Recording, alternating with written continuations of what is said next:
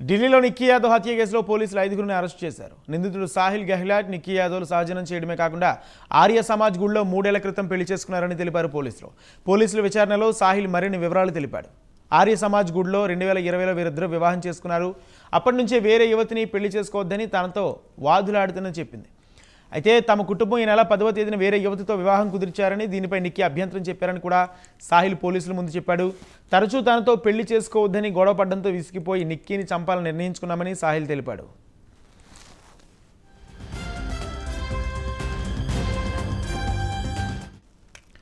కుటుంబ సభ్యులతో పాటు మిత్రుల సహకారంతో నిక్కీని చంపాలని ప్లాన్ చేశాడు సాహిల్. ఫిబ్రవరి 10వ తేదీ సాహిల్ రెండో పెళ్లి రోజే నిక్కీని చంపేశాడని స్పెషల్ సిపి రవీంద్ర యాదవ్ తెలిపారు. కాగా ఢిల్లీ పోలీసులు కేసుకు సంబంధించి 5గురిని అదుపులోకి తీసుకున్నారు.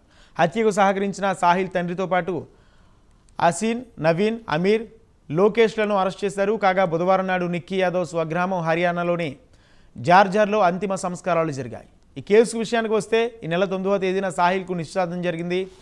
నిక్కీ ఫ్లాట్కు వెళ్లి ఉదయం లేచి త్వరగా వెళ్ళిపోయారు. ఇరువురు ఢిల్లీలోని పలు ప్రాంతాల్లో తిరిగారు. ఈ మధ్యలో మరోమారు సాహిల్ పెళ్లి ప్రస్తావనకు తీసుకొచ్చాడు. దీనిపై ఇరువురు మధ్య తీవ్ర వాగ్వాదం జరిగింది. ఆవేశంతో మొబైల్ ఫోన్ కేబుల్ను నిక్కీ గొంతుకు చుట్టి ఊపిరాడకుండా చేసి చంపేశాడు. అటు తర్వాత నిక్కీ మృతదేహాన్ని తన కుటుంబం నిర్వహిస్తున్న దాబా ఫ్రిజర్లో దాచిపెట్టాడు. నిక్కీ పొరుగువారు పోలీసులకు ఫిర్యాదు చేయడంతో రంగంలోకి దిగి పోలీసులు సాహిల్ని అరెస్ట్ చేసి వాస్తవాన్ని వెలుగులో తీసుకొచ్చారు.